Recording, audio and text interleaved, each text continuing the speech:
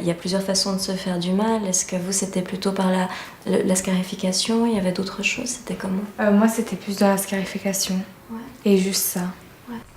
Et puis, le fait de se faire du mal, à ce moment-là, ça signifiait quoi pour vous? C'était finalement... C'était quand j'étais pas bien, le soir, quand j'étais toute seule dans mon lit, quand je pensais à tout. J'avais besoin de relâcher, du coup, je le faisais. C'était la seule manière de tout oublier, de me dire... et de relâcher un petit peu la pression. Et finalement, c'est quoi pour vous qui a été le plus aidant, le plus porteur en fait pour aller mieux? C'était de vous en parler, d'en parler à quelqu'un. Parce que j'avais besoin de tout dire à quelqu'un, parce que je pouvais pas tout expliquer à ma mère. J'étais malheureuse et je me sentais vraiment pas bien en fait. Et j'avais aussi toute la colère en moi. Et quand je le faisais, c'était ma colère qui ressortait, ma tristesse, mais j'étais tout le temps malheureuse en fait.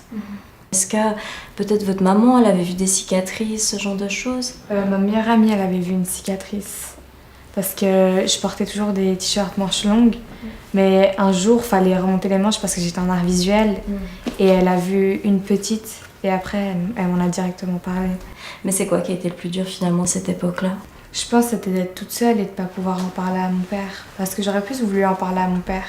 Parce que j'avais besoin de lui en fait, je me rends compte. Parce qu'il a beaucoup été là quand j'étais enfant. Mais dès que mes parents ils se sont divorcés, il n'était plus là. Et j'aurais beaucoup aimé que ça soit comme avant en fait. Et ma mère, j'avais peur de la faire souffrir. Donc c'est pour ça que je préfère en parler à vous. Trouver un lieu pour vous en fait, un espace un peu plus neutre Oui. que la famille bien sûr. Est-ce qu'il y a eu d'autres adultes qui ont été des ressources pour vous, des gens de confiance avec qui vous avez pu parler un peu de toutes ces choses-là que vous viviez qui étaient difficiles? Oui, il y a eu mon conseiller social à mon école que j'allais voir régulièrement, à peu près toutes les semaines. Il me suivait pour savoir comment ça allait. Un jour, il était venu me chercher en classe et il m'avait demandé de lui montrer mes bras. Et c'était tout infecté, du coup il m'a emmenée à l'infirmerie, il m'a désinfecté, il m'a mis des bandages et il a vu que j'étais malheureuse. Et à un moment il a décidé d'appeler ma mère parce qu'il pouvait pas me laisser comme ça. Et du coup il l'a appelé, c'est comme ça que ma mère a appelé mon pédiatre. Ensuite j'ai pris un rendez-vous avec mon pédiatre et il m'a parlé de votre centre. Il m'a parlé de prendre un rendez-vous chez vous. Du coup je suis venue.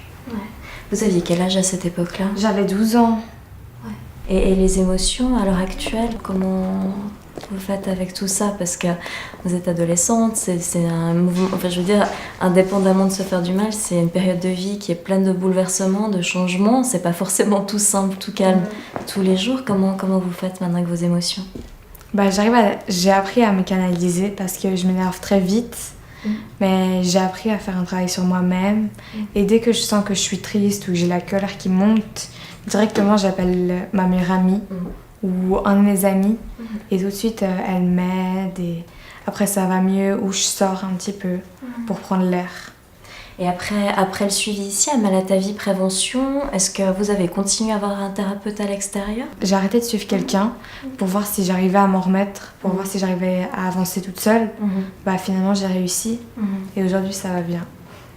Et vous avez quel âge maintenant? Aujourd'hui j'ai 15 ans, je viens de faire mes 15 ans en février et j'ai trouvé une place d'apprentissage. Je vais commencer en septembre et du coup voilà. Du coup ça va plutôt bien? Ça va bien aujourd'hui.